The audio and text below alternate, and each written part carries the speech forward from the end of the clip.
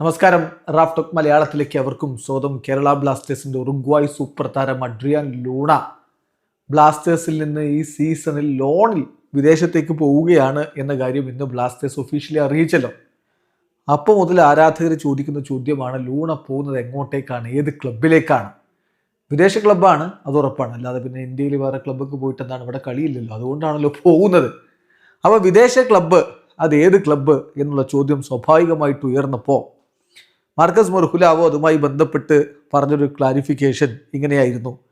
ലൂണക്ക് Kerala ബ്ലാസ്റ്റേഴ്സുമായിട്ട് 2027 May മാസം വരെ contract ഉണ്ട്. അദ്ദേഹം ഈ സീസൺ അവസാനം വരെ മാത്രമാണ് ലോണിൽ പോകുന്നത്. He is not going too far away. ഒരുപാട് ദൂരത്തേക്കൊന്നുമല്ല അദ്ദേഹം പോകുന്നത് എന്നായിരുന്നു മാർക്കസ് മൊർഹുലാവോ ഇന്ന് പറഞ്ഞത്.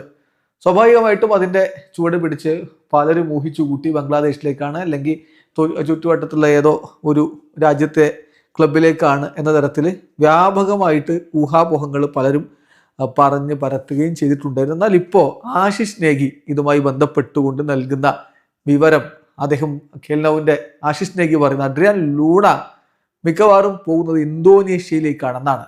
ഒരു ലോൺ സ്പെല്ലിൽ അദ്ദേഹം ഇന്തോനേഷ്യയിലേക്കാണ് പോകുന്നത് എന്നാണിപ്പോൾ ആശിഷ് നേഗിയുടെ റിപ്പോർട്ട്. ഏതായാലും ക്ലബ്ബ് ഏതാണ് എന്നുള്ളത് ഇതുവരെ കൃത്യമായി പുറത്തേക്ക് വന്നിട്ടില്ല. വരും ദിവസങ്ങളിൽ അത് അറിയാൻ കഴിയുമെന്ന് വേണം കരുതാൻ. ഏതായാലും ഇപ്പോൾ ഇന്ത്യൻ ഫുട്ബോളിൻ്റെ കാര്യം ഒരു വ്യക്തതയില്ലാതെ അങ്ങനെ തുടർന്നുകൊണ്ടിരിക്കുകയാണ്.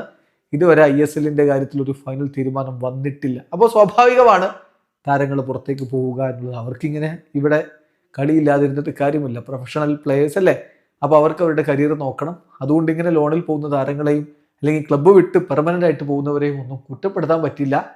അവർക്ക് അവരുടെ ഭാവി നോക്കണ്ടേ. വീഡിയോ അവസാനിക്കുന്ന ഫുട്ബോൾ ലോകത്തെ കൂടുതൽ വിശേഷങ്ങളുമായി റാഫ് ടോക്സ് എത്താം.